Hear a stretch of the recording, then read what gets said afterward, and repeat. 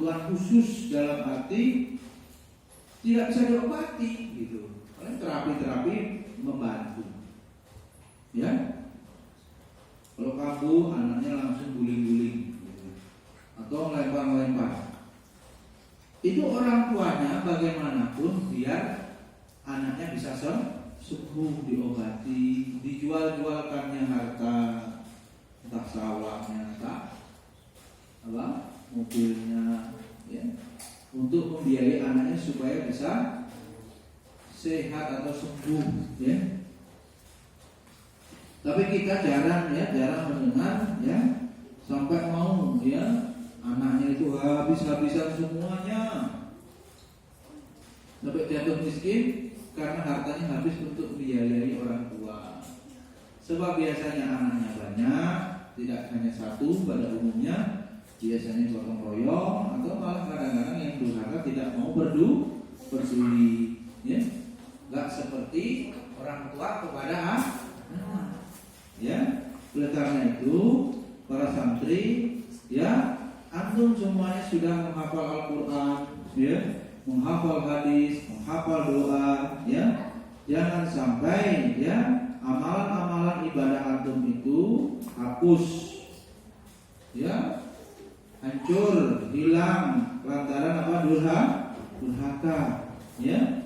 Sebab apa?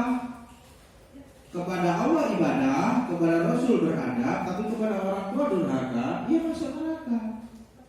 Jadi tidak bisa menolong, ya. Rugi. Sehingga apa? Belajar adab lengkap, ya. Adab kepada Allah, kepada Rasul, kepada orang tua. Juga kemarin kita sudah belajar adab kepada guru. Itu surat Al-Isra ayat 23-24. Kemudian surat Luqman ayat 14. Ya ditulis, nanti dicari ayatnya biar jadi PR. A'udzubillahi minasyaitonirrajim wa wasainal insana biwalidayhi hamalathu ummuhu wahanan ala wahanin wa fisaluhu fi amaini anishkur li wa liwalidayka ilayal masir. Kata Allah, dan kami perintahkan kepada manusia untuk berbuat baik kepada ibu bapakmu, terutama ibumu, hamalathu, hamil, mengandungmu apa? Wahnan ala wahnin, payah yang amat bertambah payah, susah, sakit, lemah bertambah lemah, tambah gede kandungannya, ya. Berapa mengandung lamanya? 9 bulan 10 hari kurang lebihnya. Sejak hamil itu kemudian bulan pertama, bulan kedua mulai mabuk, muntah-muntah, lemes, ya. Sampai kadang ada yang tidak bisa jalan, bed rest, ya. Kemudian semakin besar sampai pada akhirnya bayinya sudah utuh sempurna. Itu diceritakannya bayi itu, janin itu menendang-nendang perut ibunya, ya kan? Tambah gede kandungannya, tambah gede bayinya, sampai akhirnya melahirkan puncaknya yang itu taruhannya nyawa. Apakah bayinya yang hidup atau bayinya yang meninggal, atau ibunya yang meninggal? Yang diharapkan dua-duanya hidup, tapi itulah perjuangannya. Itu dikatakan berjihadnya seorang wanita adalah, atau seorang ibu adalah hamil, melahirkan, dan menyusui. Itu perjuangannya. Jadi seorang wanita tidak diperintahkan berperang kalau terjadi penjajahan dari orang-orang kafir. Yang diwajibkan berperang yang laki-laki. Perjuangan seorang ibu itu seperti perjuangan berjihad, yaitu dengan hamil dan melahirkan, menyusui. menyusui anak itu. Ya, Yaman ya, mana tadi syahid ya, tidak boleh ya sampai durhaka. Nah ini Allah katakan wahana lawanan wa bisaluhu fi amaini anishkurli. Kemudian ibumu itu yang menyusuimu dalam 2 tahun, digigit itu apa? Nyusunya itu sampai berdarah kadang. Ya, maka kemudian wajib kita anishkurli wa liwalidaika ilayyal masir. Bersyukurlah kepada Allah dan bersyukurlah ya, berterima kasih kepada ibu bapakmu. Berterima kasih kepada kedua orang tua. Ya, baru sekalian. Jadi birrul walidain ya bagian daripada kewajiban. Jadi malah langsung ya perintah-perintahnya dari ayat suci Al-Quran.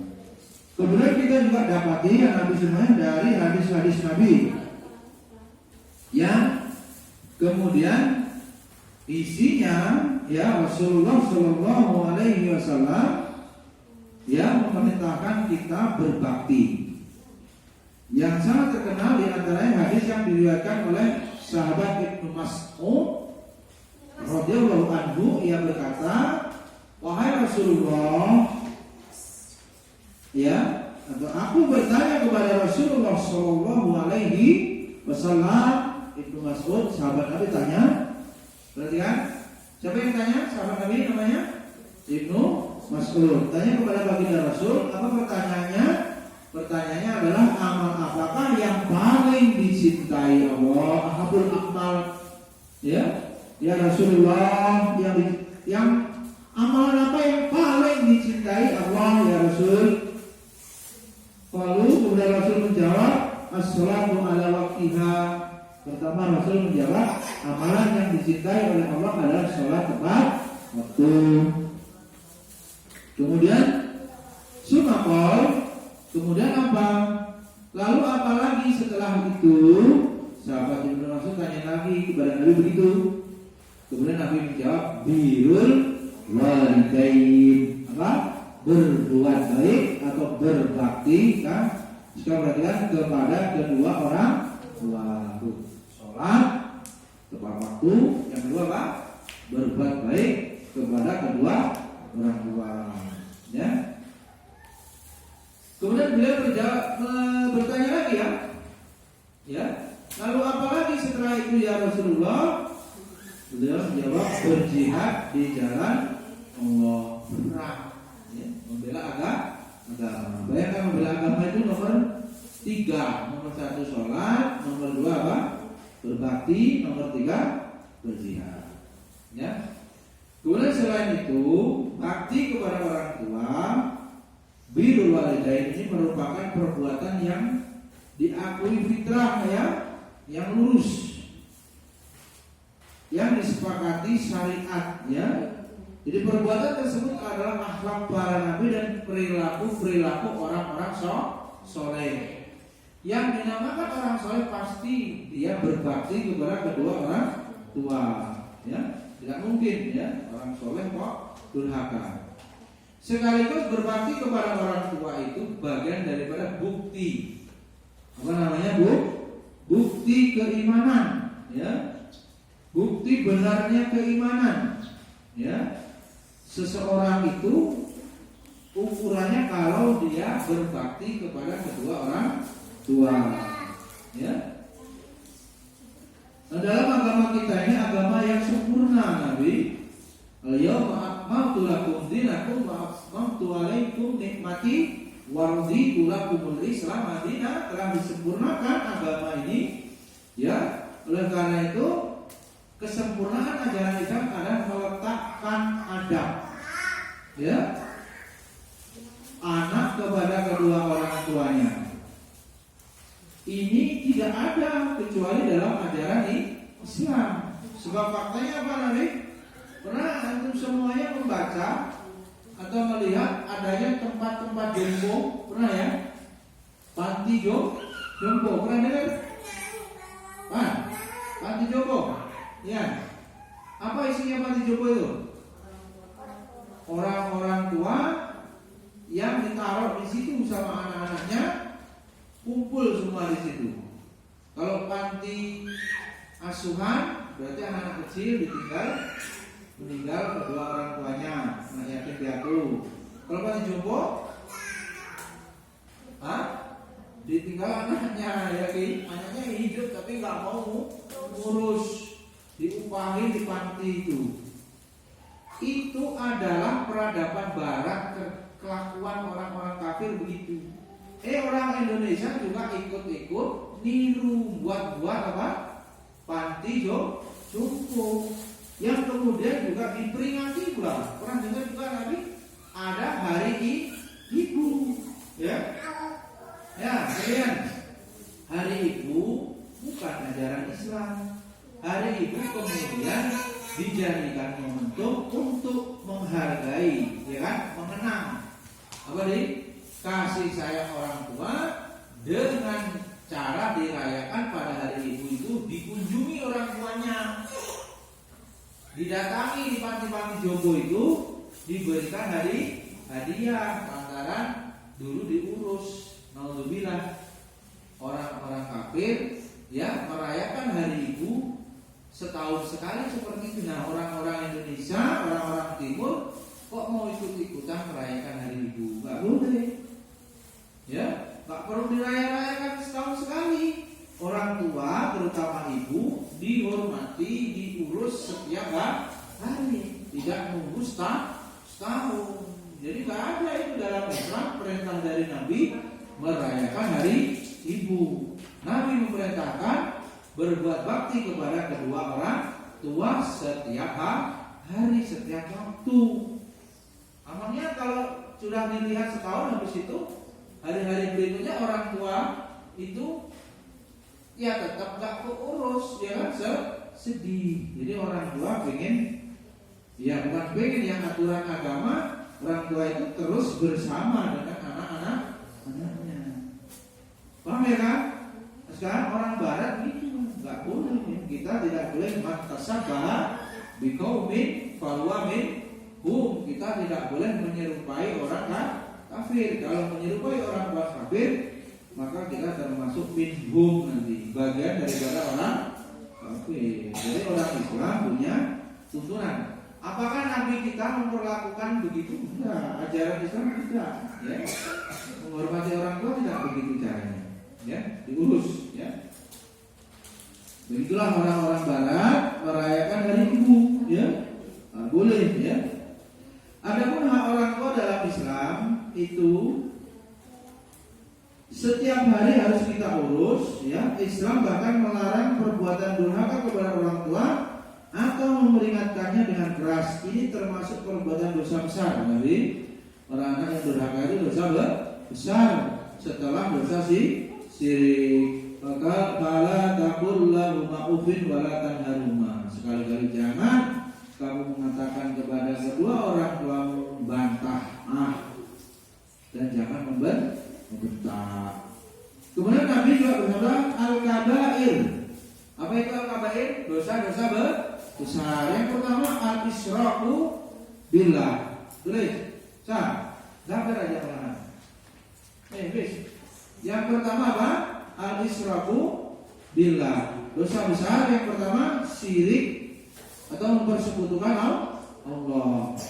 Yang kedua dalam hadis ini uququl walidain. Apa itu uququl walidain? Durhaka kepada kedua orang tua. Ya, syirik, durhaka, wa qatlun nafsi, membunuh. Kemudian wal yaminu al-khamus, sumpah palsu. Dosa besar pertama syirik, kedua durhaka kepada kedua orang tua, ketiga membunuh, keempat sumpah palsu. Ya, maka kedudukan ya orang tua sangat tinggi, ya sangat tinggi. Ada perintah yang tegas dalam hal berbakti ya kepada kedua orang tua, dan ada larangan mendurhakai kedua orang tua. Ya. Membunuh. Yang keempat sumpah palsu. Kemudian ada Abi, sekarang dicatat poin-poinnya. Ya, cepat saja. Nanti Abi jelaskan lagi supaya lengkap.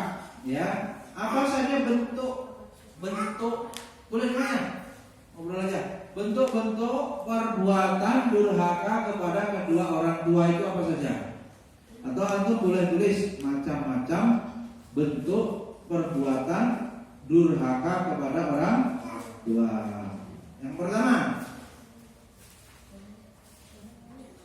azan ya? Belum ya? Yang pertama, membuat orang tua sedih. Ayo, membuat orang tuanya sedih, menangis, ya.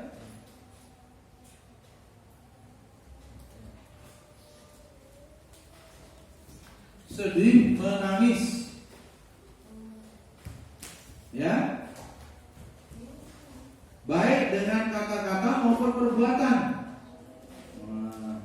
Ngomongnya nyakitin orang tua sampai ibunya nangis, atau malah sampai pukul, berarti dengan perilaku, ya.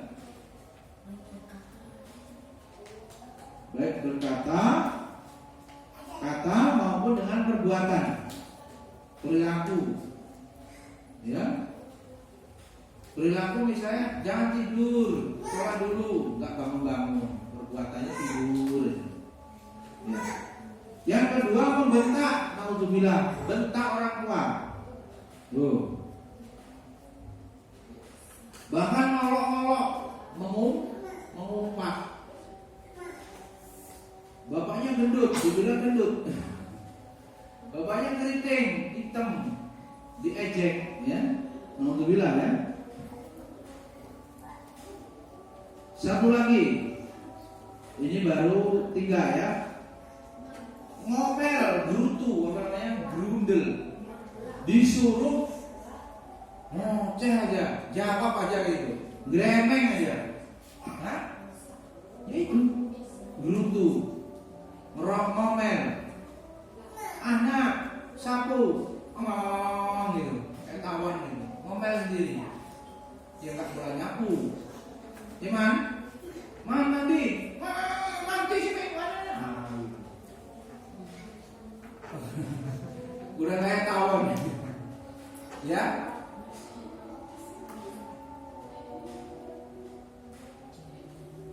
Udah 3 ya. Satu lagi, cemberut, bermuka masam. Orang tua di klemosin, diberengutin.